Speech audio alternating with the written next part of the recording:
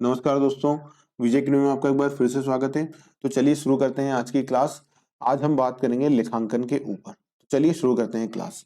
तो देखिए, लेखांकन का जन्म क्यों हुआ? क्योंकि देखिए क्या होता था कि कोई भी व्यापारी अगर काम कर रहा है, मान लीजिए एक व्यापारी है ये व्यापारी ने क्या चालू किया? ये व्यापारी ने एक व्यापार चालू किया, ये इनका बिज़नेस था और ये उनकी शॉप थी बिज़नेस की। तो अब इन्होंने ये जो व्यापार चालू किया है, ये व्यापार क्यों चालू किया इन्होंने? इनका जो मेन इसमें व्यापार चालू कोई भी अगर करता है तो उसका जो एक इम्पोर्टेंट पार्ट होता है वो क्या होता है? प्रॉफिट। मतलब उनका उद्देश्य क्या है ये व्यापार चालू करने का? एक वो है प्रॉफिट कमाना। तो अब ये जो व्यक्ति है जिसने ये व्यापार चालू किया है, ये कैसे पता करेगा कि मुझे प्रॉफिट हो रहा है या नहीं हो रहा है? तो वही बात है, ये क्या देखेंगे? ये देखेंगे, ये व्यक्ति जो है मतलब यही व्यक्ति यहाँ पर अगर हम रखें कि यही व्यक्ति है, ये व्यक्ति कैसे पता करेंगे कि मैं लाभ कमा रहा हूँ या नहीं कमा रहा हूँ? तो देखिए इसका उद्देश्य क्या होगा कि मैं इधर से माल खरीदूंगा, मतलब बाय करूंगा, और इधर क्या कर दूंगा? इधर मैं सेल कर दूंगा। जो दूसरे लोग हैं मतलब जो कस्टमर है उनको यहाँ पर मैं क्या करूंगा? सेल कर दूंगा, और इधर जो बायर होंगे उनसे क्या करूंगा? बाय करूंगा और अपना मार्जिन रखूंगा। तो एक नॉर्मल व्यक्ति भी हो, अगर एक ठेले वाला भी होता है तो वो यही करता है कि बाय करता है और सेल करता है। और यहाँ पर वो सामान्यतः क्या करते हैं कि अगर 100 रुपए में खरीद रहे हैं तो वो चीज वो 120 रुपए में खरीदते हैं सामान्यतः। तो ये इनके लिए उन्हें अकाउंटिंग नहीं रखनी होती, उनके दिमाग में ही अकाउंट्स बन जाता है। अकाउंट्स कैसे बन जाता है? वो अकाउंट्स बन जाता है कि उनको पता है कि मैंने ये बाय करी है, क्योंकि इसमें ये केवल अकेले ही पर्सन होते हैं तो इनको ये पता होता है कि मैंने ही बाय करी है और मैंने ही ये सेल करी है। तो ये यहाँ पर इस प्रकार से काम कर सकते हैं। परंतु जब एक बड़ी फर्म या एक बड़े स्तर पर काम करना हो, जब यहाँ पर एक व्यक्ति की बजाय 100 लोग हों और वो 100 लोग जो यहाँ पर हों और उनका एक किसी एक का काम क्या हो? केवल बाय करना हो, मतलब वो क्या करते हो? केवल बाय ही करते हो। एक का काम क्या हो? केवल सेल करना हो, और एक का काम क्या हो? इन सब का डिसीजन लेना हो। तो इस जगह पर ये एक विधि काम नहीं आएगी कि चलो जिसने बाय करके लाए वो ये बताए कि कितने में बाय करा। नहीं, तो इसके लिए क्या चाहिए? एक मैकेनिज्म। एक मैकेनिज्म चाहिए कि जिससे ये सब चीजें सुव्यवस्थित हो पाए। तो इन्हीं सब के कारण क्या हुआ? लेखांकन आया, मतलब अकाउंटिंग की जो विकास हुआ या अकाउंटिंग जो अस्तित्व में आई वो इन्हीं सब कारण से आई। क्योंकि क्या हुआ? धीरे धीरे जो सिस्टम था वो एकल व्यापार से कैसा हो गया? कंपनियों की तरफ आ गया, बड़े स्तर पर लोग काम करने लगे। और जब ये सारी चीजें हुई तो फिर क्या हुआ? फिर लोगों को आवश्यकता पड़ी कि नहीं, अब हमें सही तरीके से हमारा प्रॉफिट निकालना है, सही तरीके से हमें हमारे ये देखना है कि हम कितना प्रॉफिट कमा रहे हैं, कहाँ लॉस हो रहा है। तो ये सारी चीजों के कारण ही फिर क्या हुआ? अकाउंटिंग और अकाउंटिंग जो होती है लेखांकन, उसका क्या हुआ? विकास हुआ। ठीक है, तो समझ में आई एक शॉर्ट 2 मिनट के अंदर कि क्यों अकाउंटिंग आई। क्योंकि पहले तो देखिए इंडिविजुअल व्यक्ति थे वो आराम से काम कर लेते थे, परंतु आज के समय में सब चीजें क्या हो रही हैं? ग्लोबलाइज हो रही हैं धीरे धीरे। तो जब ग्लोबलाइज हुई चीजें धीरे धीरे उस व्यापार वहां से, तो वहां से क्या हुआ? नई नई चीजों का विकास हुआ और उसमें अकाउंटिंग भी एक थी, जिसमें क्या हुआ? धीरे धीरे धीरे अकाउंटिंग का भी विकास हुआ। और आज हम देखते हैं अकाउंट्स जो बन रहे हैं या दो देख रहे हैं अकाउंट्स ऑनलाइन सब बन रहे हैं। आजकल क्लाउड सिस्टम पर अकाउंट्स होता है कि एक कंपनी कंपनी की एक जगह पर एंट्री होती है और उसका क्लाउड सिस्टम पर वो अपडेट होती है। तो ये सब क्या हुआ? ओवर द पीरियड अकाउंटिंग हुआ। तो जो बेसिक कंसेप्ट वो है क्या है कि सही प्रॉफिट ज्ञात करना या सही स्थिति ज्ञात करना ही जो अकाउंट का जो बेसिक मुद्दा है वो ये है। तो चलिए एक बार फटाफट से प्रारंभ पढ़ लेते हैं कि क्या कैसे चालू हुई चीजें। तो देखिए प्रत्येक व्यवसायी का प्रायः एक उद्देश्य होता है, मतलब उसका एक उद्देश्य होता है। वो क्या होता है? लाभ कमाना। और इसी उद्देश्य को ध्यान में रखकर वह अपनी समस्त व्यापारिक गतिविधियों को संचालित करता है। मतलब वो जो भी एक्टिविटी करते हैं उनका उद्देश्य क्या होता है कि भैया हमें प्रॉफिट हो रहा है या नहीं हो रहा है। तो अब यहाँ पर हाईलाइट करने वाली बात केवल होनी चाहिए क्या? लाभ कमाना। व्यवसायी का उद्देश्य क्या होता है? लाभ कमाना होता है। बस ये इतनी सी बात, बाकी ये बात हाईलाइट करने की जरूरत नहीं है। चलिए, समय समय पर वह यही जानना चाहता है कि लाभ कमाने के उद्देश्य की पूर्ति हो भी रही है या नहीं हो रही है। मतलब ये पता भी तो लगे कि हम प्रॉफिट कमा रहे हैं या नहीं कमा रहे हैं। ऐसा तो नहीं कि हम लॉस में जा रहे हैं। तो वो कैसे पता करेंगे? तो उसके लिए हमें एक पता प्रॉपर चीजें चाहिए कि हमने इतने में बाय किया था, इतने में सेल किया था, इतने एक्सपेंसेस लगे थे। तो ये सबकी क्या होगी? ये सबकी एंट्री करेंगे हम, ये सबको लिखेंगे। फिर इसके बाद हम लिखेंगे कितने कितने में सेल करा, और अंत में जाकर जब हमारे पास आएगा तो वो क्या आएगा? वो प्रॉफिट आएगा। तो ये सभी चीजों को लिखना, ये सभी चीजों को लिखना, इन सभी चीजों को लिखना और ये प्रॉपरली प्रॉफिट निकालना, यही क्रिया क्या है? यही क्रिया तो लेखांकन, बुक कीपिंग और उसके बाद अकाउंटिंग कहलाती है। समझ में आई बात? अर्थात समय समय पर लाभ जानना चाहता है, इस हेतु उसे अवधि से संपन्न व्यापारिक गतिविधियों को एक स्थान पर लिखकर लेखा जोखा तैयार करना होगा। वही कि एक जगह उनको क्या लिखना होगा, एक जगह उन्हें लिखना होगा और उसका क्या चेक करना होगा, उसकी क्या करना होगा, बुक्स रखनी होगी और उनका लेखा जोखा जो है वो तैयार करना होगा। अब देखिए ये एक सामान्य पॉइंट है कि चूंकि मनुष्य की याददाश्त क्या होती है, सीमित होती है, क्योंकि देखिए इतने सारे ट्रांजैक्शन होंगे तो क्या वो अकेले व्यक्ति सब चीजें याद रख पाते, नहीं, पॉसिबल ही नहीं है, बोल सकते थे। तो इसके कारण भी क्या हुआ, अकाउंटिंग का आविष्कार हुआ। प्रत्येक बात को याद रख पाना व्यापारी के लिए असंभव है। लेखांकन का आविष्कार भी इसलिए भी हुआ है, वही कि कोई कहीं ना कहीं तो हमें कुछ ना कुछ तो लिखना होगा। जैसे हमने देखा होगा एक दुकानदार जो होते हैं, छोटे दुकानदार होते हैं, उनके पास एक डायरी होती है। तो उनकी डायरी ही क्या है, वो उनके पास जो डायरी है, जो एक छोटा शॉपकीपर है वो अपने पास एक डायरी रखते हैं, जैसे हम उधार मान लेते हैं तो वो उनकी डायरी में नोट कर लेते हैं। तो वो भी क्या है, वो भी एक अकाउंटिंग सिस्टम है उनका खुद का। उसमें वो सीधा लिख लेते हैं, ड्यूअल एंट्री सिस्टम नहीं लिखते हैं वो कि इतने का माल बिका, वो डायरेक्टली लिख लेते हैं हमारे नाम के आगे कि राम को मैंने 500 रुपए की जो है मोहन जो है उनको मैंने 500 रुपए बेचे। अजय जो है, अजय को हमने 500 रुपए का माल बेचा, तो वो लिख लेते हैं 500 रुपए का क्या क्या सामान बेचा। तो ये क्या है उनका, वही यही सब चीजें जब बड़े स्तर पर हुई तो उसके लिए क्या हुआ, लेखांकन का आविष्कार हुआ। यह सभी व्यापारिक गतिविधियों को लिखा जाए या ना केवल लिखा ही जाए वरन उनको एक निश्चित अवधि से लिखा जाए, जिससे कि जब भी व्यापारी चाहे वह अपनी व्यापारिक गतिविधियों का परिणाम जान सके। मतलब ऐसा नहीं है कि लिखना एक निश्चित अवधि में, इसीलिए देखा गया हो एक निश्चित अवधि निर्धारित की गई है। वो क्या की गई है सामान्य रूप से 1 ईयर। 1 ईयर में क्या करते हैं, हम अकाउंट्स बनाते हैं और हमारे एनालिसिस करते हैं अकाउंट्स का कि पिछले साल के कंपैरिजन में हमने इस बार कैसा परफॉर्म किया। जैसे एग्जांपल के लिए मान लीजिए 2023 लिया हमने, 2023 लिया और 2022 लिया।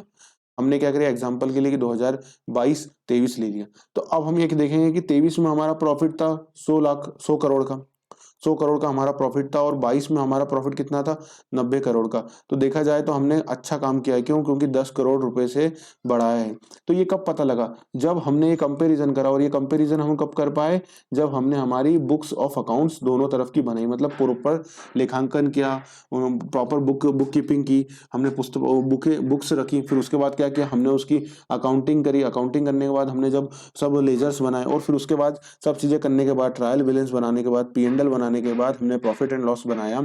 और सब चीजें जब बन गई तब हमारे पास एंड में क्या निकल के आया कि हमारा प्रॉफिट कितना आ रहा है, 90 करोड़ का आ रहा है। वो आ रहा है 22 में, और 23 में कितने का आ रहा है, 100 करोड़ का आ रहा है। तो जब ये हम कर पाए तब हमें ये समझ में आया कि हमने 10 करोड़ से जो है वो प्रॉफिट इंक्रीज किया है। तो यही सब चीजों के कारण क्या हुआ, लेखांकन को या बुक्स रखने का आरंभ हुआ। ये केवल एक जनरल नॉलेज है, आपको एक बार रीड करना है बस, ठीक है। चलिए बात करते हैं पॉइंट नंबर 2 पर, पुस्तपालन। पुस्तपालन जो है वो सिलेबस का हिस्सा नहीं है, पुस्तपालन के ऊपर वर्ड दिया नहीं गया है, पर पुस्तपालन पढ़ना क्यों जरूरी है, क्योंकि कभी हम बुक्स रखेंगे तभी तो हम उस पर अकाउंटिंग कर पाएंगे, तभी तो हम अपने P&L, profit and loss, cash flow statement और वो सारी चीजें बना पाएंगे। वो कब बना पाएंगे, जब हम बुक्स रखेंगे। तो इसलिए इसे भी पढ़ लेना चाहिए। एग्जाम में भी इस पर क्वेश्चन पूछे ना पूछे, क्योंकि एग्जाम जो है उसमें सिलेबस में ये हिस्सा नहीं है, ठीक है। चलिए, तो पुस्तपालन लेखांकन का प्रारंभिक चरण है। अब प्रारंभिक चरण क्यों है, क्योंकि सबसे पहले हम क्या रखते हैं, सबसे पहले हम बुक्स रखेंगे। अब बुक्स रखने का मतलब क्या हुआ यहाँ पर, बुक्स रखने का मतलब ये हुआ कि जैसे ही हम मान लीजिए यह व्यापारी है, ये व्यापारी ने क्या करा, ये व्यापारी ने ये कस्टमर आए और इन कस्टमर को क्या करा, इन कस्टमर को सेल करी है। क्या सेल करी है, इन कस्टमर को मान लीजिए 500 रुपए की सेल करी। तो अब ये जैसे ही 500 रुपए की सेल करी तो 500 रुपए की सेल इनके खाते में हो जाएगी। 500 रुपए की सेल करी और अगर कैश में करी होगी तो कैश 500 रुपए आ जाएगी। तो ये क्या हो रहा है, ये जो करी हमने अभी क्या करी, पुस्तपालन, मतलब बुक्सों में क्या करी, बुक्सों में एंट्री करी। तो सबसे पहले क्या करेंगे, बुक्स में एंट्री करेंगे। तो वही बात बोल रहे हैं कि ये क्या होता है, प्रारंभिक चरण है। तो एग्जाम में क्वेश्चन ये भी पूछा जा सकता है कि पुस्तपालन लेखांकन के कौन सा चरण है, तो पुस्तपालन लेखांकन का प्रारंभिक चरण है।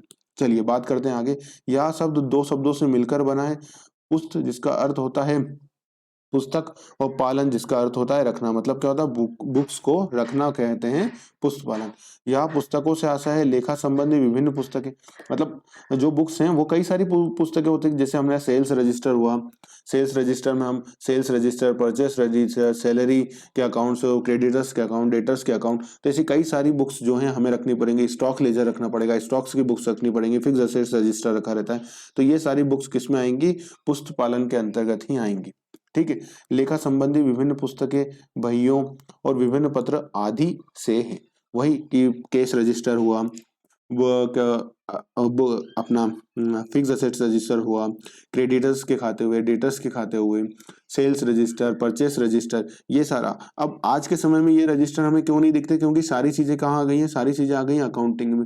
आजकल हम टेली, सेफ अकाउंटिंग और कस्टमाइज सॉफ्टवेयर का यूज हर कंपनियां कर रही हैं, और उसमें क्या कर रही हैं? सब ऑनलाइन बना है, सब चीजें क्या हो रही है? सिस्टम के अंदर जा रही है, सब चीजें कहाँ आ रही है? कंप्यूटर में आ रही है। तो ये हमें मैनुअली अब कम देखने को मिलते हैं। कुछ कुछ जगह है जहाँ पर मैनुअली होता है, कुछ कुछ मैनुअली होता भी है, और साथ ही साथ वो क्या होता है? सिस्टम में भी होता है, फिजिकल भी होते हैं और सिस्टम भी होते हैं।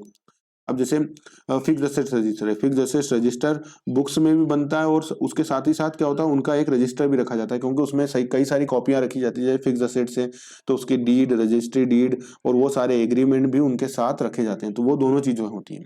ठीक है, रखना, बुक कीपिंग क्या है? रखने से आशा है, रखने से बल्कि सुव्यवस्थित ढंग से रखना। सुव्यवस्थित ढंग से रखने का मतलब एक सिस्टमेटिक मैनर में रखना। सिस्टमेटिक मैनर में रखने का मतलब क्या हुआ? कि जब हम एक प्रॉपरली सिस्टमेटिक मेथड में रखते हैं तो उससे बेनिफिट क्या होता है? कि भविष्य में जब हमको रेफरेंस किसी भी चीज का लगेगा तो हम क्या करेंगे? उसमें से उसे अच्छे से आइडेंटिफाई कर पाएंगे। इसीलिए जब बुक्स रखी जाती हैं तो उसमें नंबर सिस्टम रख दिया जाता है, कि बिल्स में भी एक नंबर जनरेट किया जाता है। और जब बहुत सारी आपके, अगर आप किसी कंपनी में गए होंगे या कहीं देखा होगा तो उसमें भी देखा होगा कि जो फाइल रूम होता है उसमें भी फाइलों के नंबर बने होते हैं, कि 1 2 3 4 5 6 ऐसी फाइलों के नंबर बन लगे होते हैं, और पूरी फाइलें जमी होती हैं। और उस फाइलों के अंदर जब एक फाइल को आप देखेंगे तो उस फाइल में भी एक सीरीज चलती है, कि यहाँ पर 1 से लेकर 100 तक के बिल इस फाइल में रखे हुए हैं। ये कौन सी फाइल है? ये फाइल परचेज बिल है, सेल बिल है। इस प्रकार का पूरा एक स्टोर रूम जिसे हम कहते हैं, फाइलिंग रूम, उसमें ये सब चीजें रखी होती है। तो सुव्यवस्थित रखने का मतलब क्या है? कि हमें, जैसे मान लीजिए 100वें नंबर का बिल चाहिए, तो हम फाइल नंबर 1 में जाएंगे और वो भी फाइल उस रेक में जाएंगे और फाइल निकाल लेंगे। तो सुव्यवस्थित रखने का मतलब ऐसा है कि भविष्य में जब हमें जरूरत पड़े तो हम उसे देख पाए। समझने की बातें हैं। अभी जब मुझे लगेगा कि ये नोट कर लेना चाहिए तो आप जरूर से नोट कर लीजिएगा। ठीक है, चलिए आगे बात करते हैं। अतः पुस्तक पालन से आशा है विभिन्न लेखा और पुस्तकों को एक निश्चित अवधि से रखना, जिससे कि वर्ष के अंत में हम क्या कर सके? व्यापारिक परिणामों की जानकारी आसानी से मिल सके। मतलब हम क्या करेंगे? बुक्स रखेंगे। जब हम बुक्स रख लेंगे तो फिर हम क्या करेंगे? जब बाद में फाइनल अकाउंट बनाएंगे, मतलब प्रॉफिट एंड लॉस अकाउंट और बैलेंस शीट बनाएंगे जब हम लास्ट में, तो हमें उनसे क्या हो जाएगा? उनसे हमें ये निकल जाएगा कि हमारा नेट प्रॉफिट क्या रहा है। और नेट प्रॉफिट निकलने का बेनिफिट क्या होगा? नेट प्रॉफिट या जो भी हमारा आएगा, नेट प्रॉफिट, नेट लॉस, उससे हमें पता लग जाएगा कि हमारी वर्ष में पोजीशन क्या है। मतलब हमने पिछले साल से अच्छा काम करा है, हमने पिछले साल से खराब काम करा है, या हमने बहुत अच्छा काम करा है, या हमें कहाँ सुधार की जरूरत है। ये सारी चीजें हमें कब पता लगेंगी? जब हम अपनी बुक्स प्रॉपरली मेंटेन करेंगे। ठीक है, तो उसी से पता लग पाएगी। जैसे हमने एग्जाम्पल देखा था कि अगर कोई 90 करोड़ कमाने के बाद इस वर्ष उसने 2023 में 100 करोड़ कमाए हैं। अगर एग्जाम्पल के लिए 2022 में उसने 100 करोड़ कमाए हैं और 23 में 100 करोड़ कमाए हैं और 22 में 90 करोड़ कमाए हैं, तो 10 करोड़ का जो प्रॉफिट इंक्रीमेंट हुआ है वो किस वजह से हुआ है? कब पता लग पाया? जब हमने दोनों ही सालों को कंपेयर किया। और इन दोनों ही सालों को कब कंपेयर कर पाए? जब इनकी बुक्स हमने जो है प्रॉपरली मेंटेन की थी। समझ में आई बात? चलिए, तो ये पुस्तक पालन का एक मैंने दो आपको एक जरा सा क्रक्स दिया था, ताकि आपको समझ में आए कि बुक्स पुस्तक पालन में होता है क्या है, बुक कीपिंग हम क्यों करते हैं। तो इसलिए अब लेखांकन का डेवलपमेंट ऑफ अकाउंटिंग मैंने इसलिए दिया है कि मे भी इससे क्वेश्चन आपसे पूछा जाए, तो इसलिए आपको पता होना चाहिए। तो इसलिए हमने इस पॉइंट को रखा है कि इसमें से मे भी क्वेश्चन एग्जामिनर से पूछ सकता है, तो आपको पता होना चाहिए। चलिए, चाणक्य द्वारा लिखी गई पुस्तक अर्थशास्त्र क्या है? अर्थशास्त्र है जिसमें लेखांकन के संबंध में होने वाले व्यवहारों को कैसे रखा जाए उसका वर्णन किया गया था। तो ये भी आप ध्यान रख सकते हैं कि चाणक्य द्वारा कौन सी पुस्तक लिखी गई थी? अर्थशास्त्र। उसके अंदर लेखांकन व्यवहारों के संबंध में उन्होंने बात कही थी। दूसरा जो इंपॉर्टेंट पॉइंट है वो ये है, मैंने उसको डार्क भी कर रखा है इसलिए जहां जहां मुझे लगा है कि ये तो आपको पूरा जितना आपको पढ़ सकते हैं उतना तो पढ़ना। जो हाईलाइटेड कराते हैं या जो हम लिखवाते हैं वो तो आपको पढ़ना ही है, और जितना हो सके आप पढ़ें अपने एंड से भी। ठीक है, वर्तमान में संपूर्ण विश्व में कौन सी प्रणाली अपनाई जाती है? दोहरा लेखा प्रणाली। और दोहरा लेखा प्रणाली कैसी प्रणाली है? एक अंग्रेजी प्रणाली है। दोहरा लेखा प्रणाली का जन्म इटली में कब हुआ था? 15वीं शताब्दी के अंत में हुआ था। तो दोहरा लेखा प्रणाली का जन्म कहाँ हुआ था? तो इटली में हुआ था। दोहरा लेखा प्रणाली कैसी प्रणाली है? तो एक पूर्ण वैज्ञानिक प्रणाली है। ठीक है, आधुनिक दोहरा लेखा प्रणाली का उद्गम कब हुआ था? 1494 में इटली के वेनिस नगर के गणितज्ञ कौन थे? गणितज्ञ लुकास पेसियोली द्वारा लिखित पुस्तक। अब ये इन्होंने एक पुस्तक लिखी थी जिस जिस जो किस भाषा में लिखी गई थी, तो जो लैटिन भाषा में लिखी गई थी, इससे माना जाता है। दी कंपासेट स्क्रिप्चर से माना जाता है, दी कंपासेट स्क्रिप्चर से ये माना जाता है, कंपासेट स्क्रिप्चर से इसका माना जाता है। तो ये ध्यान रखिएगा, मे भी क्वेश्चन एग्जामिनर पूछे तो आपको पता होना चाहिए। और ये सबसे ज्यादा ये भी बात ध्यान रखिएगा कि किस भाषा में लिखी गई थी, लैटिन भाषा में लिखी गई थी। ठीक है, एग्जाम में ये भी क्वेश्चन आपसे पूछ सकते हैं, तो आपको पता होना चाहिए। सर्वप्रथम दोहरा लेखा प्रणाली के सिद्धांत को बताया था, और इसमें कब बताया गया था? सबसे पहली बार इसके अंदर ही दोहरा लेखा प्रणाली के सिद्धांतों को बताया गया था। इसलिए दोहरा लेखा प्रणाली के जनक किसे माना जाता है? दोहरा लेखा प्रणाली के जनक माना जाता है लुकास पेसियोली को माना जाता है। ठीक है, ये बात ध्यान रखिएगा, एग्जाम में क्वेश्चन पूछे तो आपको पता होना चाहिए और आप सही करके आए। दूसरी इन्होंने एक और पुस्तक लिखी थी, कौन सी पुस्तक? अंकगणित और रेखा अंकगणित, है ना, पूर्वालोकन, ये इन्होंने एक पुस्तक लिखी थी। अंकगणित और रेखा अंकगणित पूर्वावलोकन के अंश, इसे भी किसने लिखा था? तो इसे भी लिखा था लुकास पेसियोली द्वारा ही। और इस पुस्तक में उन्होंने, है ना, डेबिट और क्रेडिट शब्द का प्रयोग किया था। तो एग्जाम में पूछ सकते हैं कि डेबिट और क्रेडिट शब्द का प्रयोग किस पुस्तक में सर्वप्रथम किया गया था? तो आपको पता होना चाहिए कि अंकगणित और रेखा अंकगणित पूर्वावलोकन के अंश के अंतर्गत ये किया गया था। ठीक है, और जो पुस्तक लुकास पेसियोली ने लिखी थी, मतलब ये वाली जो पुस्तक लिखी थी, ये वाली पुस्तक किस भाषा में लिखी गई थी? तो ये लिखी गई थी लैटिन भाषा में। और इसका अंग्रेजी अनुवाद किया गया था ह्यूज ओल्ड केसिल के द्वारा। कब किया गया था? 1543 में लंदन में किया गया था। ठीक है, सन 1795 में एडवर्ड जोन्स द्वारा दोहरा लेखा प्रणाली पर अंग्रेजी पुस्तक लिखी गई थी, और उसका नाम क्या था? The English system of book keeping. ठीक है, ये पुस्तक के नाम से इन्होंने पुस्तक लिखी थी। तो ये भी आपको याद रखिएगा, ध्यान रखिएगा, एग्जाम में क्वेश्चन पूछे तो आपको पता हो। ठीक है, तो जो जो मुझे लगा कि ये आपको पता होना चाहिए, तो वो भी आप ध्यान रखिएगा। और आपको भी कोई सा पॉइंट ऐसा लगता है अपने एंड से, तो वो भी जरूर रखिएगा। जो पॉइंट मुझे लगेगा मैं आपके से जरूर लेकर के आऊंगा। देखिए, जे आर बॉटली बॉय के अनुसार क्या होता है? जे आर बॉटली बॉय ने क्या कहा है कि देखिए, व्यवसायिक लेन देनों को, मतलब जो बिजनेस ट्रांजैक्शन होते हैं, व्यवसायिक लेन देनों को लेखा पुस्तकों में दर्ज करने की कला को ही क्या कहते हैं? पुस्तपालन कहा जाता है, या पुस्तपालन है। ठीक है, और एक जो पॉइंट आपको ध्यान रखना है, ये वाला पॉइंट रखना है, और इसको तो आईएमपी नोट कर लीजिएगा वापस से। ये 2018 में आपसे पूछा गया था क्वेश्चन, फिर भी मुझे लगता है कि वापस से क्वेश्चन पूछा जाएगा। ये क्वेश्चन ऐसा है जो ऑलवेज आईएमपी है, तो आपको ध्यान रखिएगा। 1971 में किसकी स्थापना हुई थी? The American institute of certified public accountant. ठीक है, अकाउंटेंट्स। और इसका शॉर्ट फॉर्म ये देखिए क्या है? AICPA। तो देखिए, कई बार क्या होगा, ये लिख करके आपसे इसका फुल फॉर्म भी पूछ सकते हैं, तो आपको पता होना चाहिए। और institute of chartered accountant of India, जो सीए बनाते हैं, मतलब जिनसे जो सीए आप देखते होंगे, सीए जो बनते हैं, तो वो किसके अंदर काम करते हैं? तो वो आईसीआई के अंडर में ही काम करते हैं। इनके रेगुलेशन और इनके द्वारा जो कोड ऑफ कंडक्ट और जो एग्जामें दी जाती है उसको पास करते हैं, फिर वो सीए बनते हैं। और इनके कोड ऑफ कंडक्ट किसके पालन करते हैं? तो आईसीएआई के।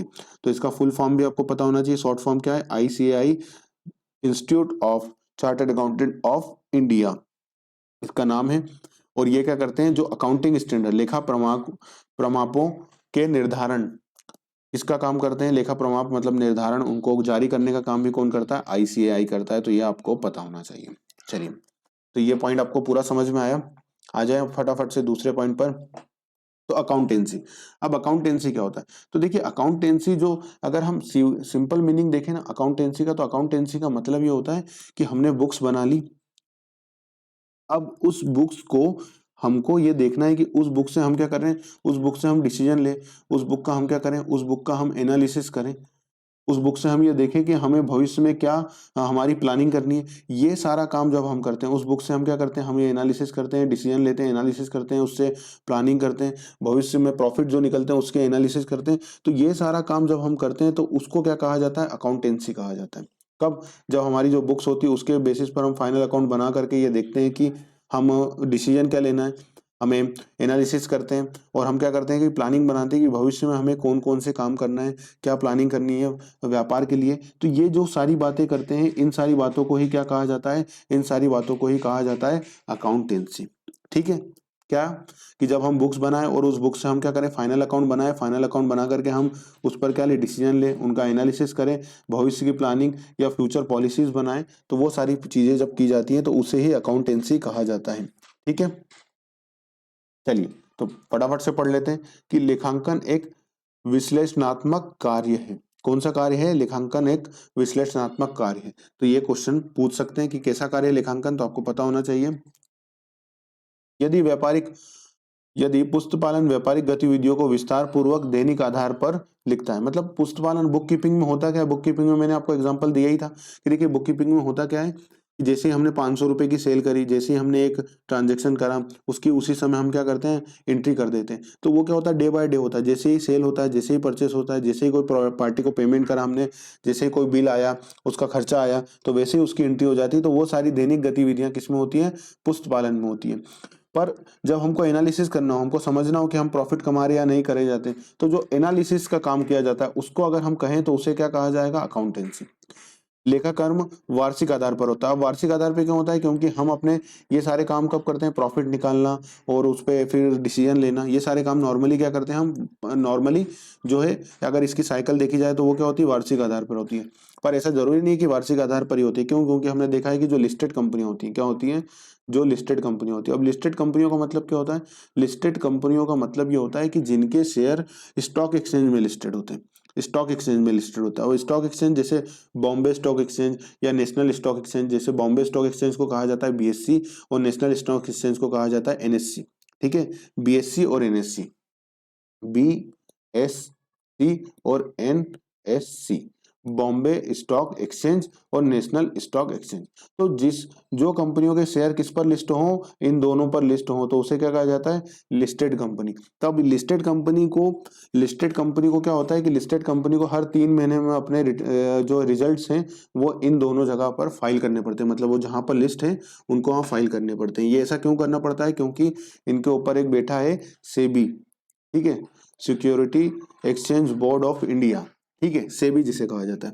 तो ये सेबी ने रिक्वायरमेंट रखी है कि जो भी कंपनियां लिस्टेड हैं वो ये काम करें। ठीक है, ये बात ध्यान रखिएगा। सेबी, इसका फुल फॉर्म पूछ लिया था आपके एग्जाम में 2018 में, सेबी के ऊपर ही फुल फॉर्म पूछा गया था सेबी का।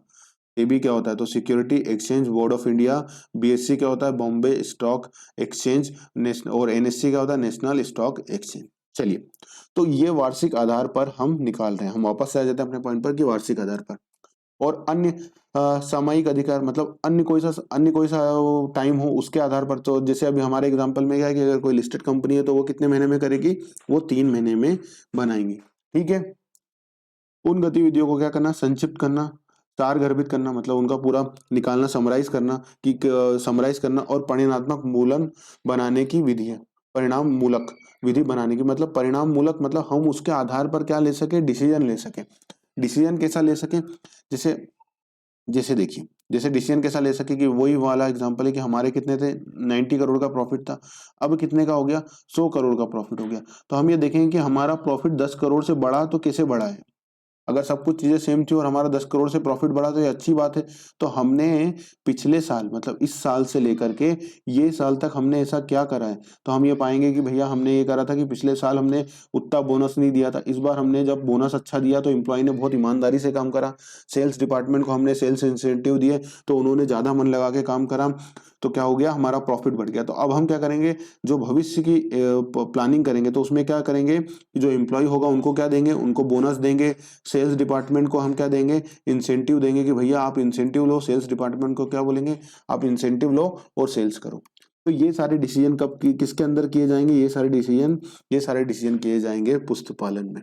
चलिए फटाफट से पढ़ते हैं। इसके अंतर्गत अंतिम खाते बनाना, कोष प्रवाह विवरण, फंड फ्लो स्टेटमेंट और कैश फ्लो स्टेटमेंट तैयार करना होता है। Preparation of final account, fund flow and cash flow statement. और अंतिम खातों का विश्लेषण, मतलब अंतिम खाते जो हमारे बन जाते हैं, फाइनल अकाउंट, उनका क्या करना, एनालिसिस करना। और उनका क्या करना, प्रेजेंटेशन और पब्लिकेशन करना। प्रेजेंटेशन मतलब क्या होता है, जब कोई कंपनी अपने अकाउंट्स कहाँ रखे, बोर्ड ऑफ जनरल मीटिंग में रखें, तो उसे क्या कहा जाता है, प्रेजेंटेशन करना। और जब वो क्या करती है, आम जनता के लिए अपनी वेबसाइट पर या जैसे सेबी के द्वारा नेशनल स्टॉक एक्सचेंज या बॉम्बे स्टॉक एक्सचेंज को देते हैं, तो उसका क्या करते हैं, पब्लिश करते हैं कि देख लीजिए ये हमने पब्लिश किया है, आप हमारा कार्यकलाप देख सकते हैं। समझ में आई बात? तो अकाउंटिंग का मतलब आपको समझ में आ गया होगा, अकाउंटेंसी का मतलब, लेखा कर्म का मतलब समझ में आ गया होगा। अब एक अंतर है जिससे आपको और अच्छी अंडरस्टैंडिंग हो जाएगी और फिर हम आगे बढ़ेंगे।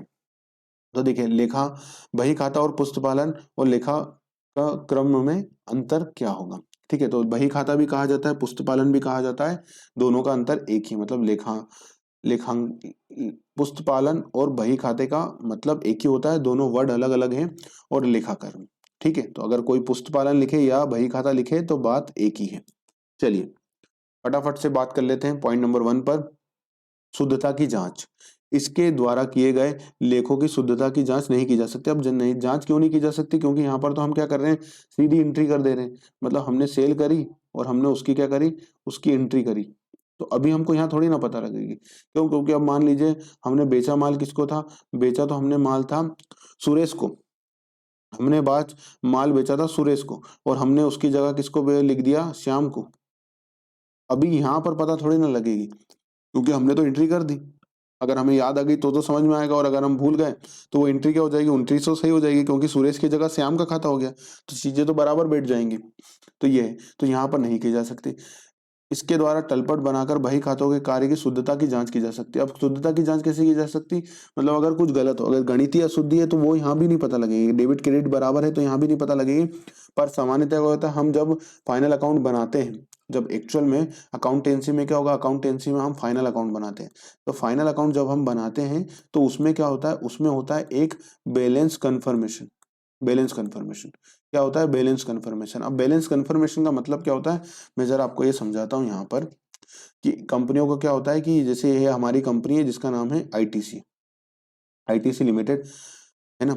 आईटीसी लिमिटेड हमारी कंपनी है, इसमें क्या होता है, बैलेंस कंफर्मेशन। जब कंपनियों के खाते बंद होते हैं तो उसमें लिया जाता है बैलेंस कंफर्मेशन। अब बैलेंस कंफर्मेशन का मतलब क्या होता है कि जैसे आईटीसी की बैलेंस, उसमें दिख रहा है कि मोहन मोहन मोहन को दिख रहा है 5 लाख रुपए लेना, मोहन से दिख रहा है 5 लाख रुपए लेना। मतलब मोहन, आईटीसी ने क्या करा था, मोहन को उधार माल बेचा था और उससे 5 लाख रुपए क्या हो रहा है, लेना निकल रहा है। ठीक है, लेना निकल रहा है 5 लाख रुपए। तो जब आईटीसी के खाते क्लोज होते हैं ना, तो आईटीसी के ऑडिटर क्या करते हैं, आईटीसी के ऑडिटर मोहन को एक लेटर भेजते हैं, मेल के थ्रू या ईमेल के थ्रू ही आजकल भेजा जाता है। तो इनको एक भेजा जाता है या किसी भी तरह से इनसे भेजा जाएगा, और मोहन से क्या ली जाएगी, एक कंफर्मेशन। कंफर्मेशन किस बात की ली जाएगी, कंफर्मेशन इस बात की ली जाएगी, बैलेंस कंफर्मेशन। मतलब मोहन से पूछा जाएगा कि मोहन भाई साहब, आपसे हमको 5 लाख रुपए आईटीसी को लेना है, तो क्या ये बात सही है? तो अब मोहन जी को अगर देना होंगे तो मोहन जी बोल देंगे यस यस, मेरे को उधारी मैंने माल लिया था, 5 लाख रुपए देना है, तो यस। अब अगर इनसे गलती से चढ़ गया होता है इनके खाते में 5 लाख रुपए, मोहन की जगह सोहन से लेने थे, पर किसी से एंट्री गलत हो गई और मोहन के नाम पर चढ़ गई, तो फिर क्या होगा, मोहन जी के पास जैसे ही जाएगी इनके पास कि बैलेंस कंफर्म करो, आपसे 5 लाख रुपए लेना है, तो ये क्या बोलेंगे, नहीं भैया मुझे कोई पैसे नहीं देने, नहीं नहीं मुझे कोई पैसे नहीं देने। तो फिर क्या होगा, जब ये नहीं करेंगे तो आईटीसी देखेगी ना कि जब 5 लाख रुपए का माल मोहन को नहीं बेचा तो किसको बेचा। तो फिर क्या होगी, जांच होगी। तो जांच करेंगे तो उसमें निकल के आ जाएगा। जब जांच की जाएगी जब जांच की जाएगी तो उसमें निकल जाएगा कि ये तो कौन था, सोहन था। तो बस ये सारा काम कब होगा, अकाउंटेंसी में। तो समझ में आया उसका कहने का मतलब, वहां पर पॉइंट का क्या है, ये वाला है। ठीक है, तो इसे कहा जाता है। आपको समझ में आया ये बात? समाप्ति। तो देखिए, प्रारंभिक लेखे हो जाने के बाद बही खाते का कार्य समाप्त हो जाता है। मतलब क्या होता है, जैसे ही हम एंट्री कर देते हैं प्रारंभिक लेखों में तो इसका काम खत्म हो जाता है, बुक्स बन गई, बात खत्म हो गई। लेखांकन का काम ही क्या है कि सारी एंट्रियां कर दी जाएं और वहां पर काम इसका समाप्त हो जाता है। व्यापार का समायोजित अंतिम परिणाम बताने के बाद, मतलब हमने क्या करा, पूरा हमने अंतिम परिणाम बता दिया। अंतिम परिणाम मतलब फाइनल अकाउंट्स बना दिए। फाइनल अकाउंट्स बनाने के बाद हमने फाइनल अकाउंट बना दिए, और फाइनल अकाउंट बनाने के बाद क्या हुआ, हमारी बुक्स में नेट प्रॉफिट आ गया। नेट प्रॉफिट आ गया कितने का, सारी बुक्स क्लोज हो गई, नेट प्रॉफिट आ गया, बैलेंस शीट बन गई, और हमारी बुक्स में बता रहे हैं 50 करोड़ का प्रॉफिट। तो अब अकाउंटेंसी का भी काम खत्म हो गया। अब अकाउंटेंसी का भी काम खत्म हो गया कि भैया कोई अकाउंट्स नहीं बनेंगे। अब सारा काम खत्म हो गया। अब क्या होगा, अब कह रहे ना, ये काम भी खत्म हो जाएगा, अकाउंटिंग का काम भी पूरी तरह से खत्म हो जाएगा। और फिर क्या किया जाएगा, फिर इसका किया जाएगा क्या, ऑडिट, कि भैया सब चीजें सही है या नहीं है। ठीक है, तो सब जो फाइनल अकाउंट का काम कहाँ तक था, फाइनल अकाउंट का काम था, मतलब अकाउंटेंसी का काम जो था, लेखा कर्म का काम था, वो कहाँ तक था, फाइनल अकाउंट बनाने तक का था। ठीक है, और इसका काम भी यहाँ पर क्या हो जाएगा, समाप्त हो जाएगा। ठीक है, पढ़ने एक बार पढ़ते जाइए, बस इसे हाईलाइट करने का जहां पर आपको लगे वहां पर कर दीजिएगा। जो अब मुझे लगेगा कि हाँ ये तो पॉइंट आपको पता होना चाहिए, तो मैं आपको जरूर से बोलूंगा। कार्य, प्रारंभिक व्यवहारों का लेखा कर, बही खाते में लेखा करना तथा खातों को बंद करना व शेष निकालना बही खाते का कार्य। तो ये पॉइंट जरूर ध्यान रखिएगा, ये पॉइंट एग्जाम में इस तरह के पॉइंट पूछे जाते हैं कि ये किसके अंदर शामिल होगा, पूरा की पूरा ये पॉइंट लिख देंगे और ये वाला वर्ड उसमें से बही खाते का कार्य ये वाला पॉइंट हटा देंगे कि प्रारंभिक लेखों का लेखा करना, प्रारंभिक लेखों का लेखा करना, खातों को बंद करना और शेष निकालना इसके अंतर्गत होता है। प्रारंभिक व्यवहारों का लेखा करना, शेष निकालना और खातों को बंद करना किसके अंतर्गत किया जाता है, तो हमारा आंसर क्या हो जाएगा, बुक कीपिंग के अंदर। ठीक है, ये आईएमपी पॉइंट है, ध्यान रखिएगा, है ना। इसका कार्य बही खाता बही से अंतिम खाते तैयार करना होता है। मतलब क्या होता है, हमारी बुक्स बन गई, हमारी क्या हो गई, हमारी बुक्स बन गई, और जैसे ही हमारी बुक्स बन गई तो हम क्या करेंगे, अब क्या बनाएंगे, फाइनल अकाउंट। क्या बनाएंगे, अब हम फाइनल अकाउंट बनाएंगे। तो ये क्या बोलते हैं कि इसका कार्य क्या है, इसका कार्य है कि ये बुक्स से क्या बनाना, फाइनल अकाउंट बनाना। मतलब वही प्रॉफिट एंड लॉस अकाउंट और balance sheet, cash flow, fund flow जैसी रिक्वायरमेंट होगी हमारे व्यापार में, जैसी लॉ की रिक्वायरमेंट होगी, वो सारी चीजें क्या बनाई जाएंगी, इससे बनाई जाएंगी। तो वही बात यहाँ पर की जा रही है। ठीक है, और समायोजन और अशुद्धियों का सुधार करना, अशुद्धियों का सुधार करना, जो मैंने बताया था अशुद्धियों का सुधार करना कैसा, वो मोहन की जगह सोहन चढ़ गया था हमारे एग्जाम्पल में। ये मोहन को सोहन की जगह कौन आ गए थे, मोहन जी आ गए थे, तो हमने क्या करा, वो पकड़ में आई एंड में गलतियां, तो फिर उसको क्या करा, हमने सही करा। ठीक है, तो ये काम कहाँ पर होगा, यहाँ पर होगा। निर्भरता, अब देखिए मतलब डिपेंडेंसी, कौन किस पे डिपेंड है, तो क्या बुक्स ऑफ अकाउंट किसी पे डिपेंड है, नहीं, वो तो सीधी सीधी जैसी कोई एंट्री होगी, जैसी मतलब सेल्स होगी वैसे एंट्री कर दी जाएगी। ये किसी के ऊपर डिपेंड नहीं कि ये काम होगा। तो हमारे व्यापार में जैसे ही कोई सेल होगा, जैसे ही कोई एक्सपेंसेस का पेमेंट किया जाएगा, जैसे ही कोई हमको इनकम प्राप्त होगी, इसमें एंट्रियां हो जाएंगी। तो बही खाता कार्य लेखा कर्म पर, मतलब अकाउंटेंसी पर निर्भर नहीं है। मतलब फाइनल अकाउंट बने या नहीं बने इसके बेसिस पर बुक्स ऑफ अकाउंट बनाएगी क्या, नहीं, बुक्स ऑफ अकाउंट तो बनाई जाएगी तब फाइनल अकाउंट बनेंगे। तो लेखा कर्म का कार्य बही खातों पर निर्भर है, बिल्कुल सही बात है। ये पॉइंट भी आप ध्यान रखिएगा, एग्जाम में इस तरह का क्वेश्चन पूछा जाता है कई बार आपको लैंग्वेज में घुमाने के लिए। क्योंकि देखिए बुक्स बनेंगी तभी तो फाइनल अकाउंट बनेगा। अगर आपकी बुक्स तैयार है तो ही तो आप उससे क्या बना पाएंगे, P and L, final account और अपना नेट प्रॉफिट निकाल पाएंगे। पर अगर बुक्स ही नहीं बनी है, आपकी बुक्स ही नहीं बनी है, तो क्या फाइनल अकाउंट और नेट प्रॉफिट निकाला जा सकता है, नहीं निकाला जा सकता है। ठीक है, तो ये किस पर निर्भर है, बही खाताओं पर निर्भर है। ठीक है, स्वतंत्रता, तो आप देखिए स्वतंत्र, तो स्वतंत्रता तो है ही, बही खाता बनाना क्या स्वतंत्र है, बिल्कुल पूरी तरह से स्वतंत्र है। और लेखा कर्म क्या है, एक आश्रित कार्य है। विशिष्ट ज्ञान, अब बुक्स बनाने के लिए कोई विशिष्ट ज्ञान थोड़ी ना चाहिए, क्यों, उतना विशिष्ट ज्ञान नहीं चाहिए। मतलब अगर आप एक सामान्य व्यक्ति को, थोड़े पढ़े लिखे व्यक्ति को समझा देंगे कि ये एंट्री ऐसे की जानी है, तो सामान्यतः वो संभाल लेंगे और वो कर लेंगे, सामान्यतः वो कर लेंगे। मतलब साधारण व्यक्ति भी एंट्री का काम कर सकता है। मतलब बुक्स ऑफ अकाउंट में एंट्रियां करना, सेल कैसे चढ़ाई जाएगी, परचेस कैसे चलाई जाएगी, सेल्स रजिस्टर में कैसे एंट्री की जाएगी, कोई स्टॉक रजिस्टर में कैसे एंट्री की जाएगी, तो ये सारे काम आसानी से कोई व्यक्ति कर सकता है। पर नेट प्रॉफिट 50 करोड़ आया है, पर कंपनी का नेट प्रॉफिट कितना आया है, नेट प्रॉफिट 50 करोड़ रुपए आया है। नेट प्रॉफिट कितना आया है, 50 करोड़ रुपए आया है। एक मिनट यहाँ लिख लेता हूँ, 50 करोड़ रुपए आया, सॉरी, एक मिनट। नेट प्रॉफिट कितना आया है, 50 करोड़ रुपए आया है। तो ये 50 करोड़ रुपए भविष्य में कंपनी को कितना इन्वेस्टमेंट करना चाहिए और कौन कौन से व्यापार कर सकती है, क्या एक सामान्य व्यक्ति इस पर निर्णय ले सकता है, नहीं। इसके लिए क्या चाहिए, कोई स्पेशल व्यक्ति चाहिए जो इस काम में माहिर हो, जो इस काम को बहुत अच्छे से कर सकता हो। तो वही बात यहाँ पर बोली गई है कि साधारण योग्यता रखने वाला व्यक्ति भी ये कर सकता है, पर इस कार्य की योग्य और कुशल व्यक्ति ही कर सकता है। मतलब कोई स्पेशल क्वालिफिकेशन वाला व्यक्ति हो, सीए सीएस हो या एमबीए हो, मतलब जो क्वालिफाई हो इस तरह से, क्वालिफाइड हो इस तरह से कि वो क्या कर पाए, वो अपने आप को ये कर पाए कि वो इस प्रकार की डिसीजन ले पाए कि हाँ भैया 50 करोड़ का अगर प्रॉफिट आ रहा है, तो अगर हम 500 करोड़ का इन्वेस्टमेंट करेंगे तो हमारा 100 करोड़ का प्रॉफिट हो जाएगा। तो ये इसके लिए एक स्पेशल क्वालिफिकेशन चाहिए। समझ में आई बात। चलिए, क्षेत्र, इसका कार्य व्यवहारों के प्रारंभिक लेखों तक सीमित होता है। मतलब क्या करा, जैसे ही हमने एंट्री करी और इसका कार्य क्या हो गया, समाप्त हो गया। एंट्री करी, बुक्स में एंट्रियां हो गई, काम खत्म। इसका कार्य पुस्तकों में लिखे गए प्रारंभिक लेखों का क्या करना होता है, विश्लेषण करना होता है। वही एनालिसिस करना होता है कि 50 करोड़ का प्रॉफिट हुआ है, तो अब हमें आगे क्या करना है, विश्लेषण। बही खाते का कार्य क्या होता है, लेन देनों का लेखा करना। मतलब जो भी अकाउंट्स, जो भी हमने एंट्रियां करी है उसका क्या कर देते हैं, बस इसमें एंट्री कर देते हैं। और उनका लेन देनों का विश्लेषण किसमें किया जाएगा, विश्लेषण करने का काम और उस पर भावी नीति का निर्धारण करना, मतलब फ्यूचर की प्लानिंग बनाने का काम किसमें किया जाता है, अकाउंटेंसी में किया जाता है। बात समझ में आई। चलिए बात करते हैं पॉइंट नंबर 9 पर। पॉइंट नंबर 9 आ गया है, लेखों का समय। अब देखिए लेखों का समय, बुक में तो क्या होगा, जैसे जैसे हम क्या करते जाएंगे, जैसे जैसे सेल करते जाएंगे, जैसे जैसे पेमेंट करते जाएंगे, जैसे जैसे परचेस करते जाएंगे, वैसे वैसे एंट्रियां होती जाएंगी। तो मतलब इन पे तो क्या होगी, डेली बेसिस पर एंट्रियां होंगी। अब बुक कीपिंग तो कैसे बनेगी, बुक्स तो कैसे बनेंगी, डेली बेसिस पर बनेंगी।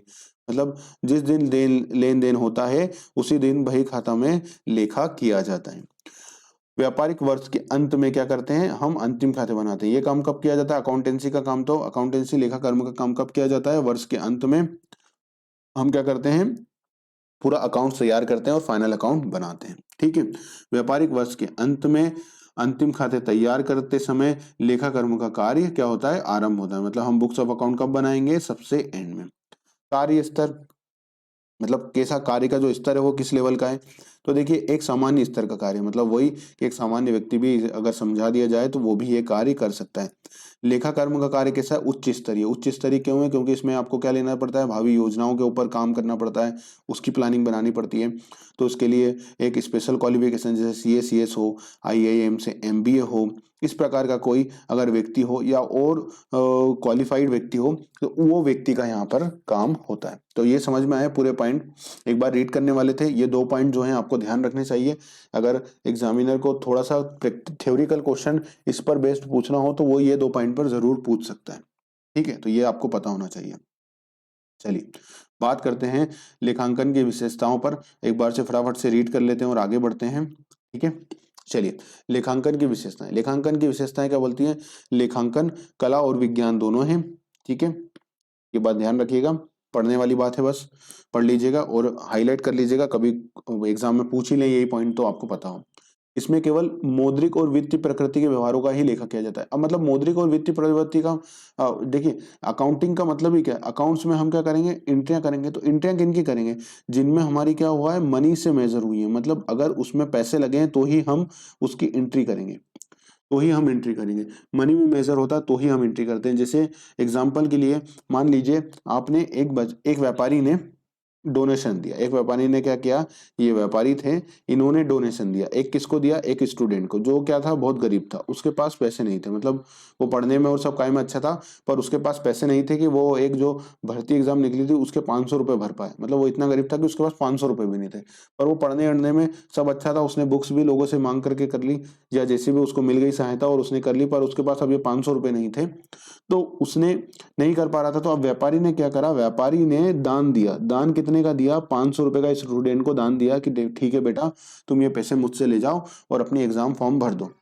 अब ये 500 रुपये ले जा करके इस स्टूडेंट ने क्या करा, एग्जाम फॉर्म भरा और उसका ये एग्जाम क्या हो गया, उसका ये एग्जाम ही क्लियर हो गया। क्या हो गया, उसका ये एग्जाम क्लियर हो गया। तो अब जैसे एग्जाम क्लियर हुआ वो एक अधिकारी बन गया और अब उसको लाखों रुपए की सैलरी लग गई उसकी, और वो अब जीवन अच्छे से जी रहा है। तो क्या वास्तव में ये 500 रुपए की कीमत इतनी छोटी थी, नहीं, इसका तो पूरा जीवन बदल गया इस 500 रुपए में।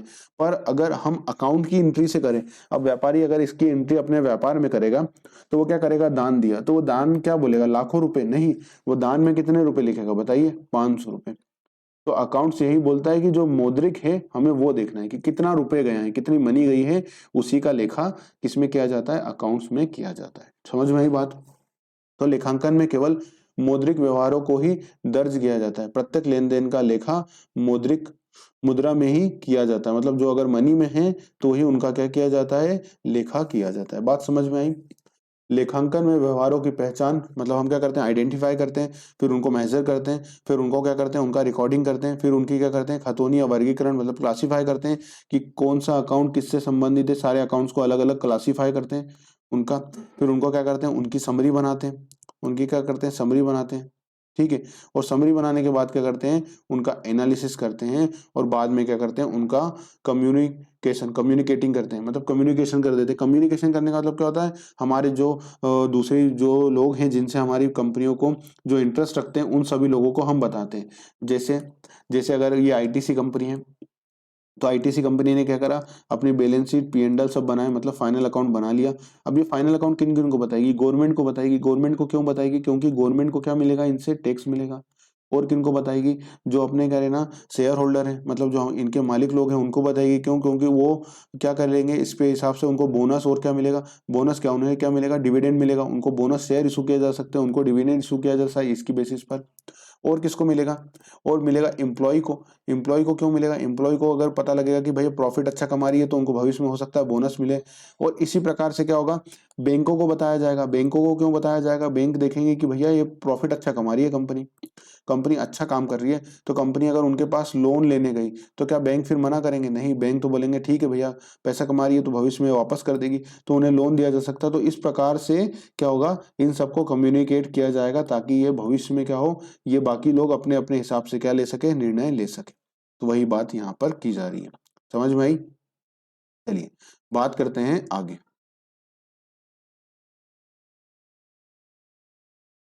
यह वित्तीय सारांश बनाने और विश्लेषण करने का क्या है, विज्ञान है। क्या है ये, वित्तीय सारांश बनाने और विश्लेषण करने का विज्ञान है। इस बात को थोड़ा सा आप हाईलाइट कर सकते हैं।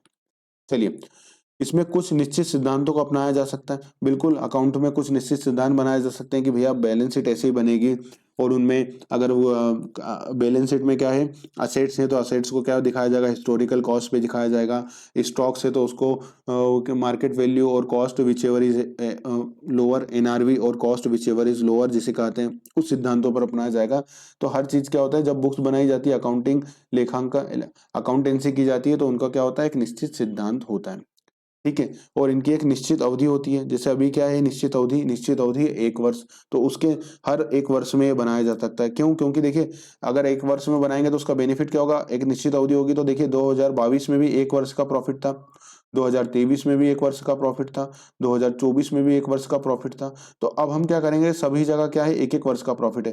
तो अब मान लीजिए यहाँ पर 100 करोड़ का प्रॉफिट है, यहाँ पर 120 करोड़ का प्रॉफिट है, यहाँ पर 130 करोड़ का प्रॉफिट है। तो हम देखेंगे तो क्या पाएंगे कि देखिए कंपनी क्या कर रही है, कंपनी हर वर्ष क्या कर रही है, ग्रोथ कर रही है, कंपनी अच्छा परफॉर्म कर रही है। तो ये कब पॉसिबल हो पाएगा, जब ये यहाँ पर 1 वर्ष होगा। अब अगर हम 1 वर्ष नहीं रखते, यहाँ पर डेढ़ वर्ष रखते हैं, यहाँ पर 2.5 रखते हैं, यहाँ पर 2 वर्ष रखते हैं, तो क्या हम इनका एनालिसिस या इनके आधार पर हम अपने निर्णय ले पाते, नहीं ले पाते, क्योंकि ये क्या है, इनका एक बेस नहीं है सही से। ठीक है, बात समझ में आई। तो चलिए बात करते हैं अगले पॉइंट पर कि लेखा कार्य करने हेतु निर्धारित पुस्तकों का प्रयोग किया जाता है। मतलब हम क्या करते हैं, जो पुस्तकें निर्धारित कर लेते हैं, सारी बुक्स बना लेते हैं और उनके आधार पर क्या करते हैं, इसका कार्य किया जाता है। लेखांकन का उपयोग किसी भी व्यक्ति संस्था द्वारा किया जा सकता है जहां मौद्रिक व्यवहार होते हैं। मतलब कोई भी व्यक्ति भी कर सकता है, एक सामान्य व्यक्ति भी। आजकल हम देखते हैं कि जो स्टोर वाले हैं, जो दुकान वाले हैं, वो भी क्या करते हैं, टेली में अपने अकाउंट्स रखते हैं, बुक्स कंप्यूटर में अपने अकाउंट्स रखते हैं। तो वो भी रख सकते हैं। क्यों, क्योंकि उनका व्यवहार भी किसमें हो रहा है, मौद्रिक में। मतलब वो अपनी सुविधाओं के अनुसार कोई भी संस्था या व्यक्ति भी क्या कर सकता है, रख सकता है। लेखांकन द्वारा नीति निर्धारकों को वित्तीय निष्कर्षों से अवगत कराया जा सकता है। मतलब जो क्या करते हैं, जो पॉलिसी मेकर होते हैं, जो नीति निर्धारकों मतलब जो पॉलिसी मेकर होते हैं, उनको ये बताया जाता है कि भैया कंपनी की फाइनेंशियल पोजीशन इतनी है, कंपनी 100 करोड़ 50 करोड़ का प्रॉफिट कमा रही है। तो अब जो बिजनेस ओनर होंगे या जो डायरेक्टर होंगे या जो मैनेजरल पोस्ट पर होंगे, जो टॉप टॉप पीपल होंगे कंपनी में या उस ऑर्गेनाइजेशन में, वो अब इसके आधार पे क्या लेंगे, अपने डिसीजन लेंगे, अपनी पॉलिसी बनाएंगे कि हमें भविष्य में क्या करना है, ये इस पर डिसीजन लिया जाएगा। बात समझ में आई। चलिए बात करते हैं क्वेश्चन पॉइंट नंबर 10 पर। लेखांकन को व्यापार की भाषा के रूप में जाना जाता है। और लेखांकन को किस भाषा के रूप में जाना जाता है, तो व्यापार की भाषा के रूप में जाना जाता है। ठीक है, पॉइंट नंबर 11 पर बात करते हैं कि लेखांकन के द्वारा परिणात्मक सूचनाओं भी उपलब्ध कराई जा सकती। परिणात्मक सूचनाएं उपलब्ध कराई जा सकती मतलब कैसी? 50 करोड़ का प्रॉफिट। अब इस पर हम क्या करेंगे, इसके आधार पर हम क्या निर्णय लेंगे कि हमें अब परिणाम मिल गए कि भैया प्रॉफिट कमा रही है कंपनी, कंपनी का प्रॉफिट इतना है। तो अब इस आधार पर हम क्या करेंगे, इस आधार पर हमारे डिसीजन लेंगे। किसके डिसीजन लेंगे? भविष्य के डिसीजन लेंगे। हर एक व्यक्ति जो कंपनी से अटैच में होगा या उस ऑर्गेनाइजेशन से संबंधित होगा, वो अपने अपने प्रकार से, अपने अपनी सुविधा के लिए, अपने अपने प्रकार से क्या लेगा, डिसीजन लेगा कि हाँ भैया मैं एक इस कंपनी में प्रॉफिट शेयर में पैसे लगाऊं नहीं लगाऊं। कंपनी को बैंक को ये लगेगा कि हाँ 50 करोड़ के प्रॉफिट पर मैं इनको कितना लोन दे सकती हूँ। तो हर व्यक्ति क्या करेगा, इनके जो प्रॉफिट हैं, जो सूचनाएं हैं, उनके आधार पर अपने निर्णय लेगा। चलिए बात करते हैं अगले पॉइंट पर। जो दिया गया है वो है पुस्तपालन और लेखाकर्म के उद्देश्य। पुस्तपालन और लेखाकर्म के उद्देश्य क्या हैं, ये पूछा गया। चलिए तो लेखांकन और पुस्तपालन के जो है, पुस्तपालन और लेखाकर्म के हम क्या पढ़ेंगे, अब उद्देश्य पढ़ेंगे कि मतलब जो बुक कीपिंग है और जो अकाउंटेंसी है उसके क्या क्या ऑब्जेक्टिव है, क्यों रखी जाती है, इनका उद्देश्य क्या है, सब चीजों का। तो उनको एक एक करके हम फटाफट से पढ़ लेते हैं। तो चलिए पॉइंट नंबर 1 जो आ रहा है वो क्या आ रहा है कि त्रुटियों का ज्ञान। अब त्रुटियों का ज्ञान मतलब क्या होता है कि जो भी त्रुटियां होती हैं, जो हमने देखा था, एग्जांपल मैंने दिया था कि बैलेंस कन्फर्मेशन, तो उससे हमें क्या होता है कि त्रुटियों का ज्ञान लग जाता है। मतलब क्या होता है कि हमें पता लग जाता है बैलेंस कन्फर्मेशन अगर हम नहीं लेते तो हमें ये ज्ञान ही नहीं हो पाता कि कोई हमारे अकाउंट्स में गलतियां हैं। तो इस प्रकार से क्या होता है, बुक कीपिंग और लेखाकर्म की व्यवस्था से क्या होता है कि जो भी ट्रांजेक्शन होते हैं, जो भी सेल और परचेस के ट्रांजेक्शन होते हैं, उसमें क्या हो जाती है, त्रुटियों का हमें ज्ञान हो जाता है। ठीक है, जो मैंने आपको बताया था पूरा एग्जाम्पल, तो इसलिए अब मैं वापस से वो एग्जाम्पल नहीं दे रहा हूँ। ये एग्जाम्पल हमने जो समझा था ये वाला, इस एग्जाम्पल से हमको समझ में आ गया था कि मोहन को वो सेल नहीं की गई थी। वो सेल किसको की गई थी? वो सेल की गई थी सोहन को, और गलती से किसके खातों में चढ़ गई थी? मोहन के। तो वो पता कैसे लगा? जब हमने बुक कीपिंग करने के बाद उसकी अकाउंटेंसी लेखाकर्म किया तो हमें ये बात पता लगी। तो वही त्रुटियों का ज्ञान इससे हो जाता है। तो बही खाता एवं लेखाकर्म की व्यवस्था से लेन देन से लेखे व लेन देनों में होने वाली त्रुटियों को क्या किया जा सकता है? ज्ञात किया जा सकता है। बात समझ में आई? चलिए तो आप बस ये इतना सही नोट कर सकते हैं, पॉइंट पर ही हाईलाइट कर लीजिएगा ओनली, त्रुटियों का ज्ञान। बाकी हाईलाइट करने की आवश्यकता नहीं है, इतना ही हाईलाइट कर लीजिएगा। दूसरा बात करते हैं, क्या हो जाएगा, कैश इन हैंड और कैसेट बैंक। अब जब हम बुक्स ऑफ अकाउंट प्रॉपर्ली बनाएंगे तो हमें ये पता लग जाएगा कि हमारे कैश इन हैंड कितना है, कैश इन बैंक कितना है। क्यों? क्योंकि अब हम अपनी बुक्स बनाएंगे तो यहाँ पर हम क्या बनाएंगे, कैश अकाउंट बना लेंगे। अब हमारी बुक्स बन रही है तो हमारी कैश अकाउंट बना रहेगा, तो हमें पता लग जाएगा कि भैया ये चीजें हैं, खर्चे कितने हुए हैं, इनकम कितनी हुई है, सारी चीजें आ जाएंगी और हमारे पास एंड में क्या आ जाएगा, उसका क्लोजिंग बैलेंस निकल जाएगा कि भैया क्लोजिंग बैलेंस कितना है। ये सारी बातें पता लग जाएंगी। तो वो कब पता लग पाएंगी? जब हमारे पास क्या होगा, जब हम बुक्स ऑफ अकाउंट बनाएंगे और तब हमें ये सारी पता लगेंगे। इसे हमारा बैंक का लोन, बैंक में ओडी कितनी बची है। जैसे मान लीजिए हमारी ओपनिंग कितनी थी, ओपनिंग थी हमारी 50,000 रुपए की। ओपनिंग क्या थी? ओपनिंग कैश बैलेंस था। ओपनिंग कैश बैलेंस 50,000 का था। अब हमने 10,000 की क्या करी, सेल करी, तो हमारा 10,000 से केस बढ़ गया। फिर हमने क्या करा, 5,000 का पेमेंट करा तो वो घट गया। फिर हमने 40,000 का माल खरीदा, ठीक है, तो वो घट गया। तो देखेंगे तो फिर हमारे एंड में क्या आ जाएगा, हमारे एंड में निकल जाएगा, हमारे एंड में क्या आ जाएगा कि 15,000 का हमारा क्लोजिंग बैलेंस निकला। तो जब ये क्लोजिंग बैलेंस निकलेगा, ये कैसे निकलेगा?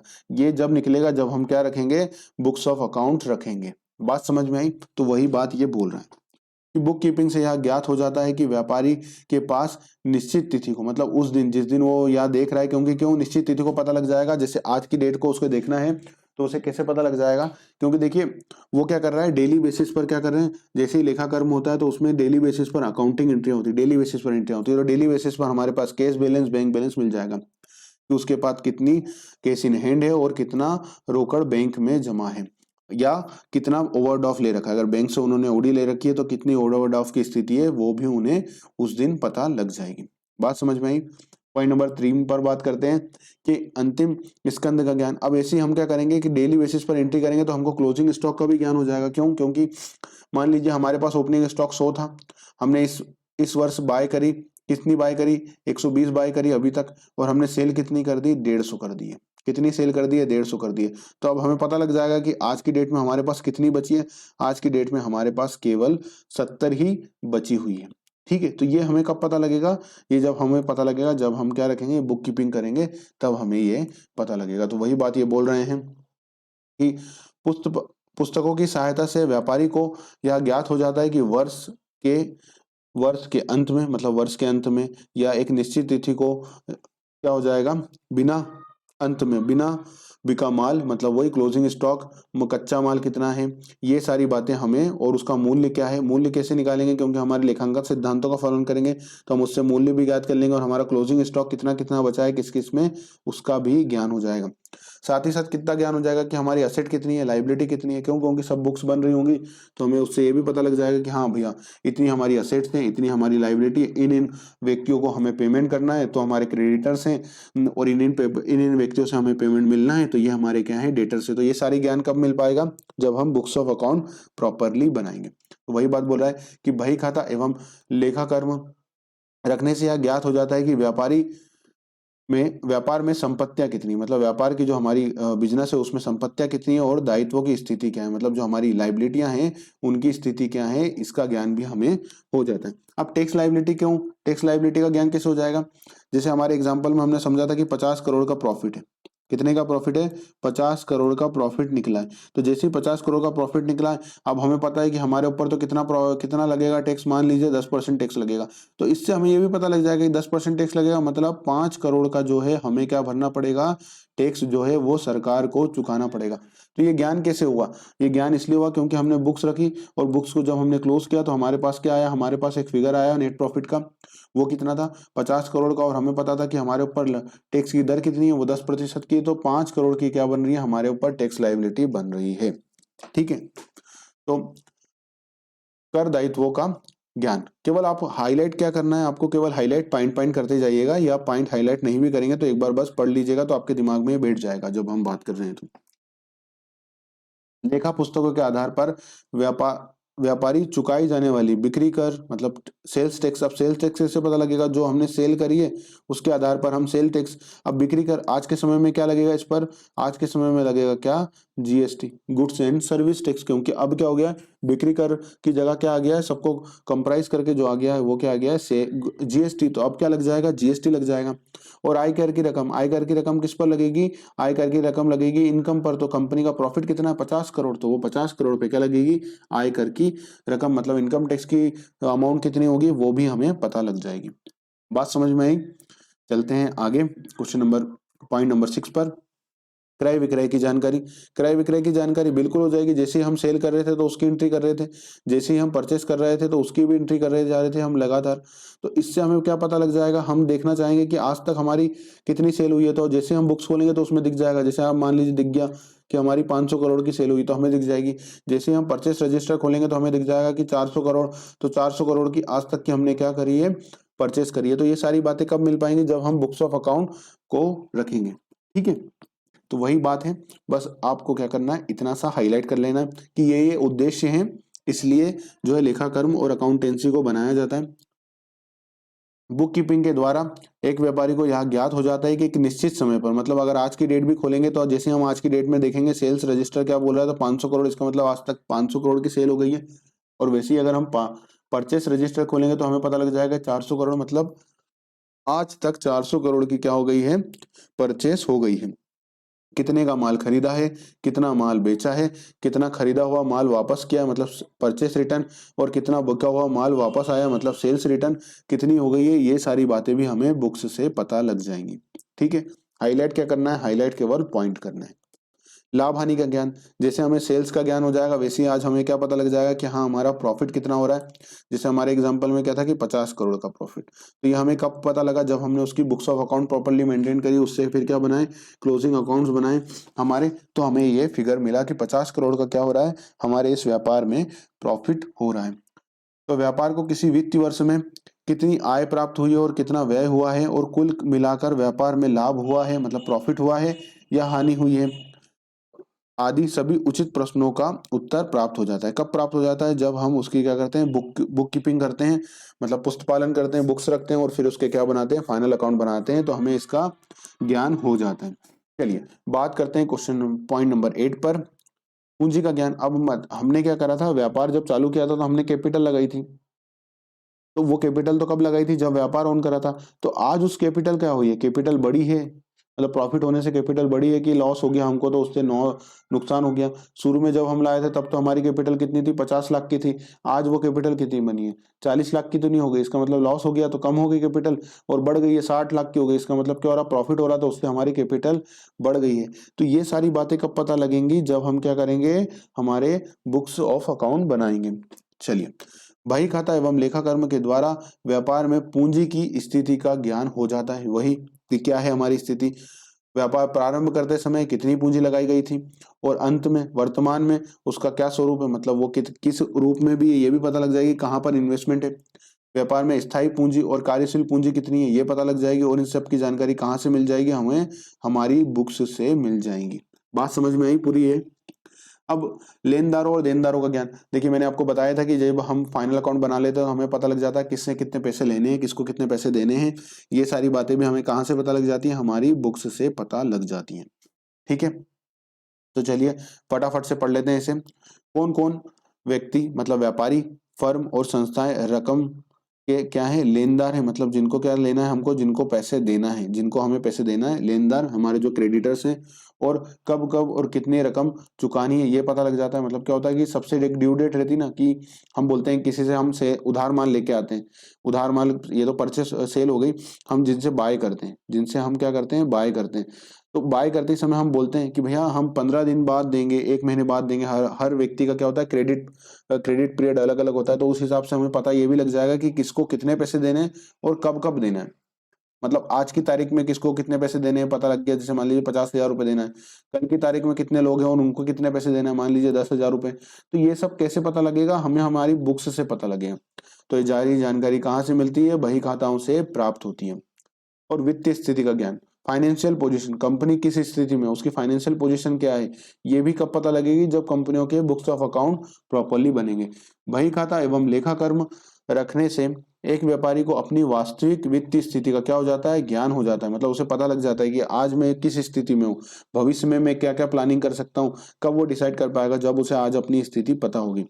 इसका आधार, इसी के आधार पर वह अपनी व्यापार की उन्नति और अवनति को जान सकता है। मतलब हमारी व्यापार प्रोग्रेस कर रहा है या डिक्लाइन हो रहा है, उसमें वो ऊपर जा रहा है या वो नीचे जा रहा है, वो कब पता लग पाएगा, जब वो अपनी अकाउंट्स को प्रॉपरली बनाएगा। समझ में आया उद्देश्य को। अब देखिए इसके बाद हमें पढ़ना है लेखांकन के सिद्धांत, और इसके बाद पढ़ाऊंगा मैं कंसेप्ट। तो ये दोनों ही चीजें अब आईएमपी हैं, क्योंकि देखिए कंसेप्ट से क्वेश्चन ऑलवेज आता है। अगर अकाउंट्स की एग्जाम है तो कंसेप्ट पर जरूर एक क्वेश्चन एग्जामिनर पूछेगा, और मुझे उम्मीद है कि कम से कम 2 से 3 क्वेश्चन, 2 से 3 क्वेश्चन इस चैप्टर से मिनिमम आएंगे, बेयर मिनिमम क्वेश्चन आएंगे। और जहां तक मुझे लगता है इस एग्जाम में, आपकी एग्जाम में, तो आपकी एग्जाम में कम से कम यहाँ से 4 क्वेश्चन पूछे जा सकते हैं। ठीक है, 4 क्वेश्चन यहाँ से पूछे जा सकते हैं, तो अच्छे से प्रिपेयर करके जाइएगा। पूरा लेखांकन के सिद्धांतों से क्वेश्चन आने के पूरे चांसेस है। और इसके बाद जो कंसेप्ट है तो कंसेप्ट से तो 1-2 क्वेश्चन मिनिमम आएंगे, कंसेप्ट से 2 क्वेश्चन तो मिनिमम आएंगे। तो इसके पे इस बार अगली क्लास में मैं क्या पढ़ाने वाला हूँ, लेखांकन के सिद्धांत फटाफट से। और उसके बाद हम क्या पढ़ेंगे, उसके बाद पढ़ेंगे हम कंसेप्ट। तो कंसेप्ट से आपके 2 से 3 नंबर के क्वेश्चन जरूर पूछे जाएंगे, ये बात ध्यान रखिएगा। 2 से 3 नंबर के क्वेश्चन जरूर पूछे जाएंगे, तो वो आपको आना ही चाहिए। वहां से एक क्वेश्चन कंसेप्ट पर तो एग्जामिनर जरूर क्वेश्चन पूछेगा, इसके बगैर पेपर ही सेट नहीं होगा आपका, कंसेप्ट के बगैर क्वेश्चन के। कंसेप्ट से इतना इंपॉर्टेंट टॉपिक है कंसेप्ट, कि वहां से 1 से 2 नंबर के क्वेश्चन बगैर आपका पेपर ही सेट नहीं होगा। मतलब मिनिमम बेयर मिनिमम 2 क्वेश्चन वहां से आने हैं। ठीक है, तो उस पर बात करेंगे। तो इस वीडियो में इतना ही, चलिए मिलते हैं अगले वीडियो में, तब तक के लिए अपना ख्याल रखिएगा। नमस्कार।